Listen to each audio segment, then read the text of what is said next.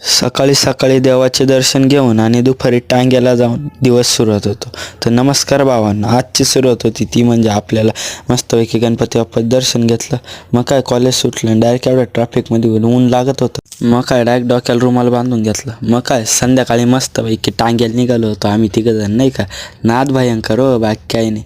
मस्तपैकी हा नाद पाहिला, मस्तपैकी एक दोन गाड्या बिड्या पाहिल्या.